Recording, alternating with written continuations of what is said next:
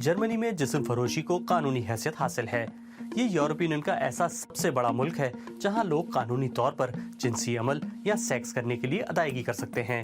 लेकिन सवाल यह है कि पैसे देकर सेक्स करना कानूनी क्यों है और इस आज़ाद ख्याल मौक़िफ़ के फ़ायदे और नुकसानात क्या हैं। ये समझने के लिए हमें साल 2002 पर नज़र डालना होगी, क्योंकि तभी से जर्मनी में प्रोस्टिट्यूशन की बाकायदा इजाज़त दी गई थी। इससे पहले भी ये काम गैर कानूनी तो नहीं था, लेकिन इसे अवामी सतह पर मायूब जरूर समझा जाता था। मुझे पहली बार कानून ने एक सेक्स वर्कर के तौर पर अपनी उजरत का हक दिया, जबकि इससे पहले अगर मैं किसी ग्राहक से 200 यूरो पर इत्तफाक करती थी और वो मुझे ये रकम अदा नहीं करता या मुझे लूट लेता, तो अदालतें कहती थी कि मैं इस अदायगी की हकदार नहीं हूँ, क्योंकि वो मेरी जॉब को गैर अखलाकी समझते थे। weil sie meinen Beruf als sittenwidrig erachten. Germany में एक और कानून सन 2017 से नाफिजुल अमल है, जिसे प्रोटेक्शन ऑफ प्रोस्टिट्यूशन एक्ट कहा जाता है। इस कानून का मकसद सेक्स वर्कर्स के हुकूक यकीनी बनाना है, जिसके तहत वो खुद को रजिस्टर करवाएंगे और साल में 1 या 2 मरतबा बाकायदी से मेडिकल चेकअप भी करवाएंगे। इस वक्त जर्मनी में तकरीबन 25,000 सेक्स वर्कर्स रजिस्टर्ड हैं, लेकिन उनकी असल तादाद कहीं ज्यादा है।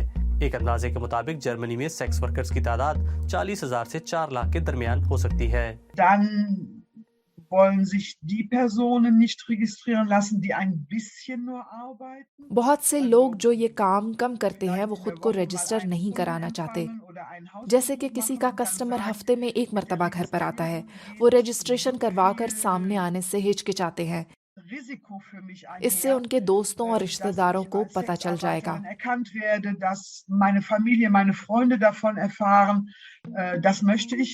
यूरोपीय यूनियन के बेशतर ममालिक में सेक्स वर्कर को रजिस्ट्रेशन की जरूरत नहीं होती, लेकिन हर मुल्क में प्रोस्टिट्यूशन के कवानीन बहुत मुख्तलिफ हैं। जैसे कि रोमेनिया, क्रोएशिया और लिथुआनिया जैसे मुल्कों में इस पर मुकम्मल पाबंदी है। स्वीडन, फ्रांस और आयरलैंड में ये ममनू है, लेकिन अगर पैसे देकर जिनसी अमल किया जाता है तो गाहक को सजा दी जाती है, ना कि सेक्स वर्कर को। पोलैंड और स्पेन में इस हवाले से कोई ज़ाब्ता नहीं है।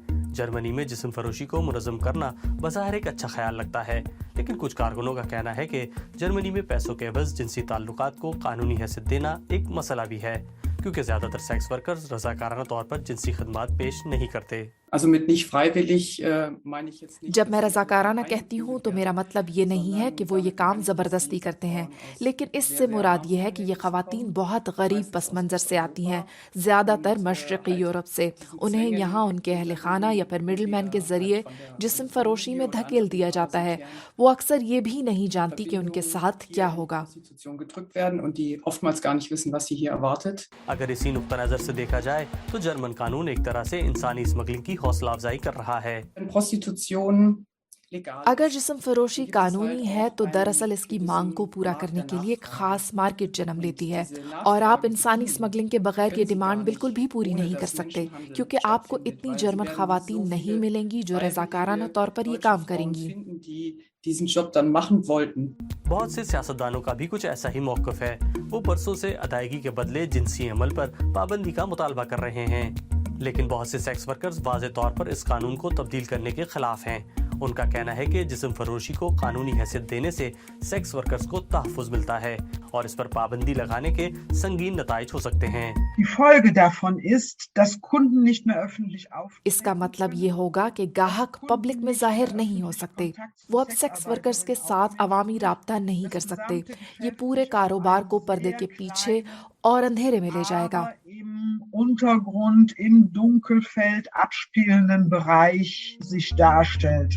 जर्मनी में कोई भी कानूनी तौर पर किसी भी वक्त पैसे के एवज सेक्स कर सकता है, लेकिन ये हमेशा वाज़ेह नहीं होता है कि आया जिस्म फरोशी करने वाले अफराद ये काम रज़ाकाराना तौर पर करते हैं या फिर मजबूरी में।